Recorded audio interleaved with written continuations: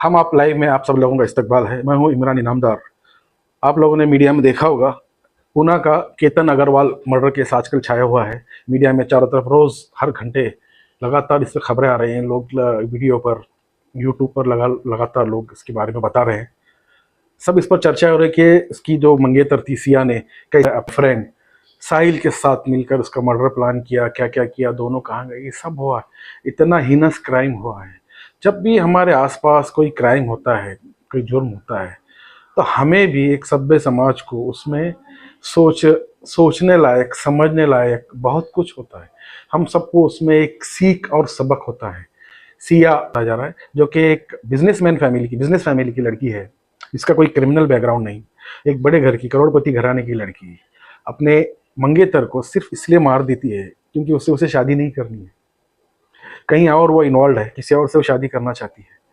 उसने कैसे murder plan किया, ये क्या किया, तो सब आप सुन रहे हैं। लेकिन इसमें सबक, सीख और गहराई से जाएं तो ये मालूम होता है कि सिया ने ऐसा इतना खतरनाक जुर्म किया क्यों, ऐसा क्या हुआ, जबकि वो इन्वॉल्व थी। और ये बात उसने अपनी माँ को और बुआ को बताई थी। उसके बावजूद भी मंगनी हुई, रिश्ता आगे बढ़ा, शादी तय हुई। उसका भाई भी, साहिल भी ये बात जानता था, लेकिन शायद बाप तक ये बात नहीं पहुंच पाई। उसके बावजूद भी शादी तय हुई, बात आगे बढ़ी और वो नॉर्मली बिहेव करने लगी। लेकिन उसके अंदर एक अटैचमेंट उसके अपने बॉयफ्रेंड से जुड़ा हुआ था ही, और लगातार उसके टच में थी, क्योंकि कॉल रिकॉर्ड से तो सब कुछ सामने आ चुका है। घर वालों ने शायद उसके बाप को बताया है, नहीं बताया, ऐसा तो कम हो सकता है, कम गुंजाइश है कि घर के बीवी को बताया, माँ को बताया, बुआ को बताया और उसके बाप को नहीं मालूम हुआ होगा। यकीन करना ज़रा मुश्किल है। उसके बावजूद भी रिश्ता आगे बढ़ा। और इसमें सबसे चौंकाने वाली बात इसमें ये है कि पुलिस इन्वेस्टिगेशन में सामने आई कि कल ही जो मैंने क्राइम तक स्टोरीज में जो है सुना कि उस सिया को अपने बाप को बताकर रिश्ता तोड़ना, बॉयफ्रेंड से शादी करना, ये मुश्किल लग रहा था।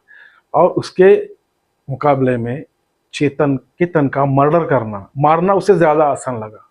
ये बहुत ही धक्का देने वाली बात है। बहुत हैरत की बात है कि उसने एक की जान लेने को प्रेफर किया, जबकि वो बताना उसके लिए बहुत आसान था, शादी तोड़ना बहुत आसान था, लेकिन अपने मंगेतर की जान लेने को उसने प्रेफर किया। सोचने की बात है, क्यों बाप को नहीं बता पाई, बाप से इस तरह से बात नहीं कर सकती थी, ऐसा क्या हुआ होगा? या बाप ने उसकी रजामंदी ली, मर्जी से रिश्ता आगे बढ़ाया? ये सोचने की बात है। 2 दिन पहले ये जब केस हुआ तो मैंने एक अपने गांव के मेरे एक टीचर से जो है फ़ोन करके कॉम्प्लीमेंट दिया।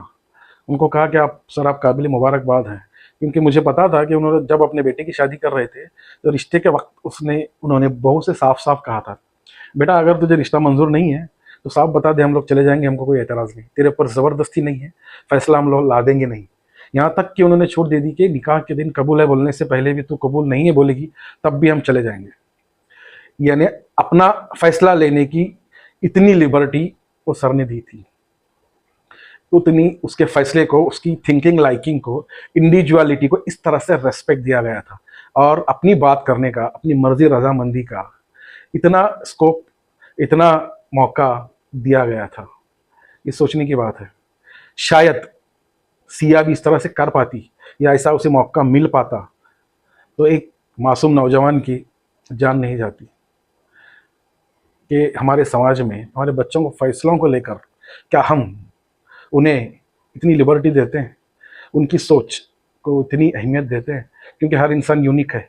मेरा बेटा है इसका मतलब ज़रूरी नहीं कि बिल्कुल वो मेरी तरह सोचता होगा, उसकी पसंद नापसंद बिल्कुल मेरी तरह होगी, ये बिल्कुल गलत बात है। Each child age is an unique personality of universe. हर एक की अपनी सोच है, हर एक की अपनी मेंटेलिटी है, उसको रेस्पेक्ट दिया जाना चाहिए।